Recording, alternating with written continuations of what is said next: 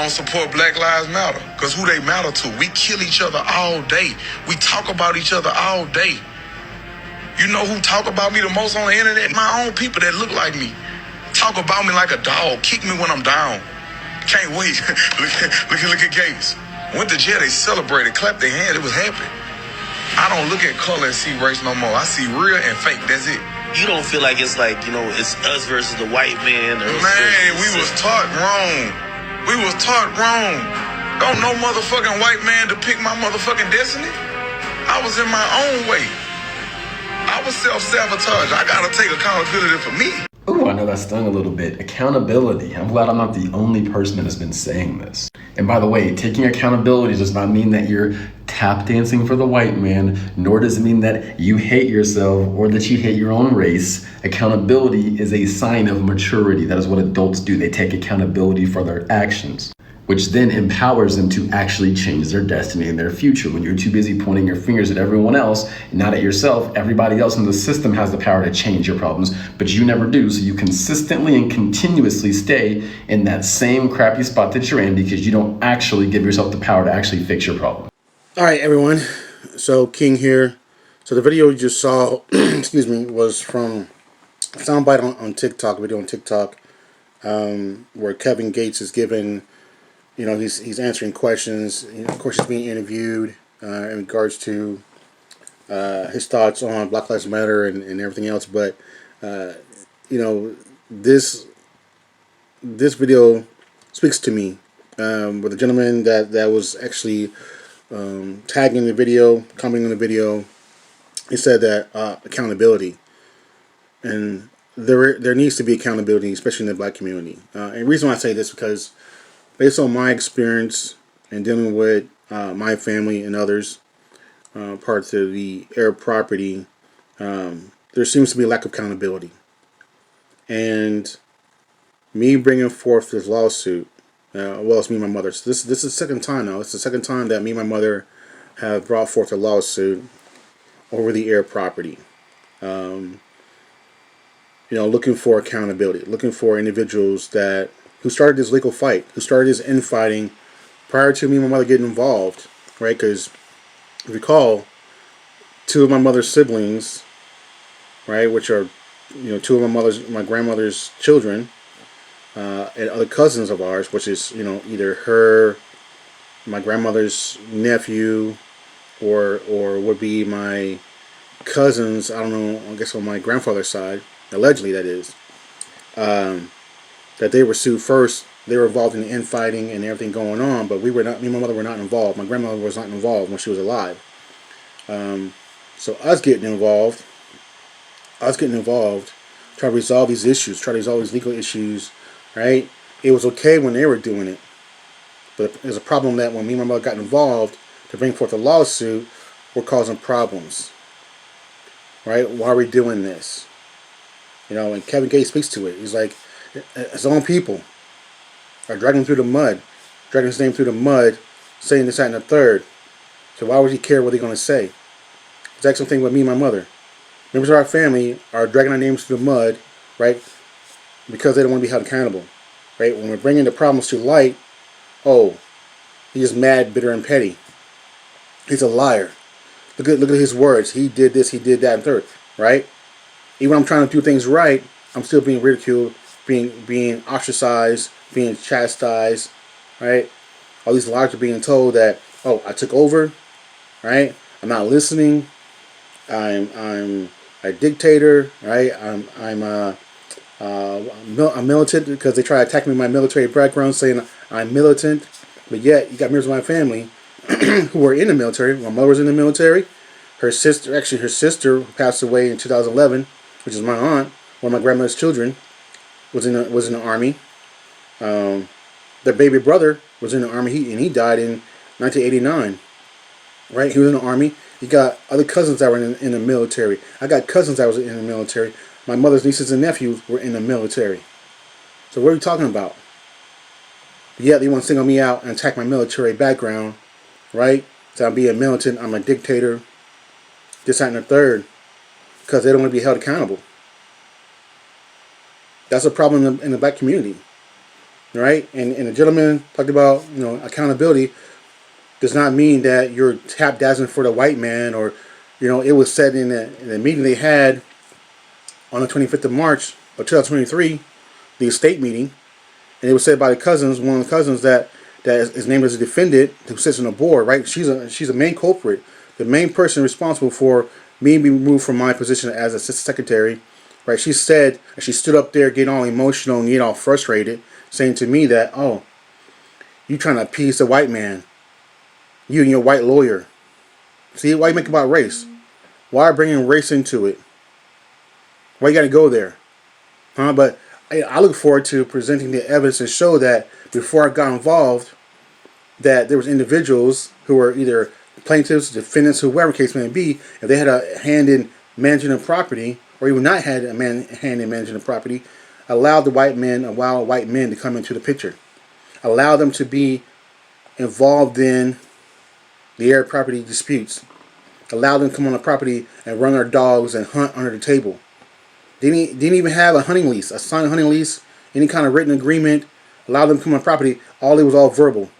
Allow them to come on our property to trespass and run their dogs on our property and hunt on our property. Where did that money go? Who got paid for that?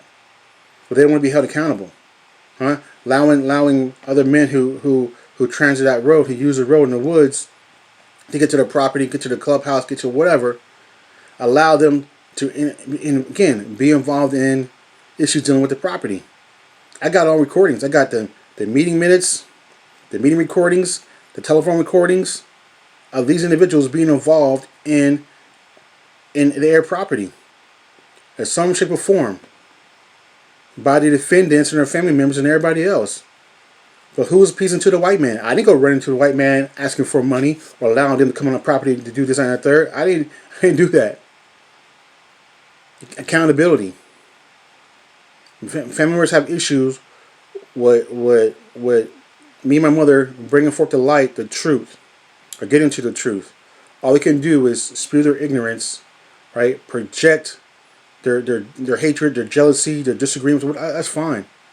But to drag my name through the mud, my mother's name through the mud, enough is enough of this nonsense. They had to even have their lawyers spreading this nonsense and lies that, oh, I'm seeking revenge. Am I? But it was okay for the board to remove me from the board, right? Because they didn't like how I was speaking up. They didn't like the fact that I served them with a cease and desist letter. How's that against the bylaws? When you, in fact, you got individuals who did not want to follow said bylaws from the beginning. Now, we had meetings we had a first meeting, the executive meeting was the 8th of April, 2021. That was where we had an oath of enlistment, right? And then we had meetings and we had a state meeting in May of 2021. We had board meetings in June of 2021. We had meetings in August and October of 2021. And the whole time I'm telling them, hey, here's what the bylaw says. Here's what needs to happen. It fell on deaf ears. Everything I said was like, we ain't gonna listen to whatever. Okay, but they went from talking about having an advisory committee, which is not in the bylaws. They want to establish an advisory committee. At no point in time did anybody vote on this advisory committee. Yeah, we agreed to establish it, but the people didn't agree to it. Right? They overlooked the other committees that need to be established. The bylaws and policy committee, the finance and budget committee, the nomination election committee. What else? Other committees? The other committees they wanted to form, the property management committee, all these committees that are written to the bylaws, they overlooked that. They went straight to the advisory committee, which is not written to the bylaws. And then on top of that, they didn't want to basically call meetings to discuss the finances. Before spending money, before writing a check to pay their taxes, hey, let's have a conversation. Let's have this all on record. Let's have a meeting, a board meeting, and discuss, right, the paying of taxes. Discuss hey, do we have the money for it? Is everything good? No, they didn't want to do that. They said, oh, we can handle it through email and text messages. No, that's not the proper way of doing it. The proper way is to have a meeting, a board meeting, have it on record. Everyone discuss it. Vote on it, need to vote on it necessary. If not, whatever case may be, right? And then pass it on to the people. Didn't even do that. Didn't even do that. It ain't done. Even when we had meetings in probably like January, February, March time frame 2022, nowhere in the meeting minutes did he even give a financial report. Why is it in the minutes? If you spent money and paying money towards the taxes for 2021, why wasn't people notified? Why is it not in the minutes that took place, that happened? It should be part of the financial report. Part of their duties, the treasurer or the financial secretary should stand up and says, here's the report, here's the money going out, here's the money coming in, here's how much money got in the bank account. Not even recording in the minutes. Not even recording in the minutes. But yet, I was moved from office because I was what? Right? Causing problems, accused of not getting along. They even said at one point that I started to show this interest in being part of the board. That I no longer want to be part of the board, so I started to show this interest. Really? Where's that at? If I've been to every meeting that they called, I was there. Even when I was on vacation. I said before in one of my other videos. In October of 2021, October 2021, even when I was on vacation, I dialed into the meeting via Zoom. I had it recorded. But yet they told their lawyer that that meeting did not exist. Really? Again, talk about accountability. These, Mr. Kevin Gates and the gentleman, he goes by the name of Jeff Mead. He's on TikTok. I'll leave a link to his videos, but he talks about it. Right? Does not mean you're tap dancing for the white man. Does not mean you're trying to piece the white man. This is about accountability in the black community. Hold each other accountable. Right? Because if we don't do it, who's going to do it? And this is not about race. I don't want to make it about race. But we know where we're at in this world, and here in America, the things that we're dealing with as a black community, we know what we're going through, what we're dealing with. But how is it okay to attack another black person of color, especially your family members, and spreading these lies and hurling insults? But yet you want to then run to the Bible and throw out Bible quotes, Bible scriptures, and the good book says this, good book, and then you want to use the Bible, your faith in God, as a weapon as well as also a shield at the same time. To me, that's just wrong. Because if you were doing right from day one, there would be no problems. Family's family, but right is right and wrong is wrong. I guarantee you, if we were not in the situation we're in now, and again, it's not about race, but the white man who has majority of the control and power in America, let's be real about it, right? How many people hold an office?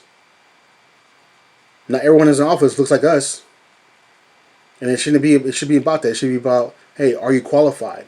So the mayor, the county officials, the city officials, the state officials, I guarantee you, at some point, if it was them coming down on us, and again, it's not about race, but I'm saying whoever holds a position, because there's people that are of color that are in office. True, there is.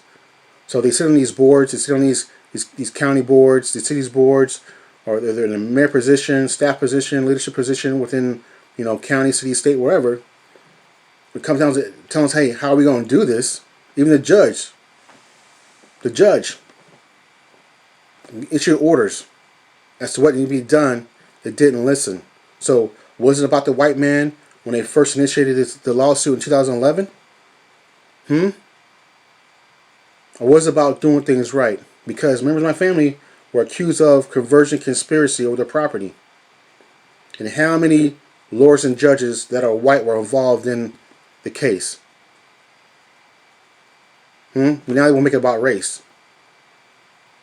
Having a black lawyer doesn't mean that, they're going to fight even harder for the client. Really?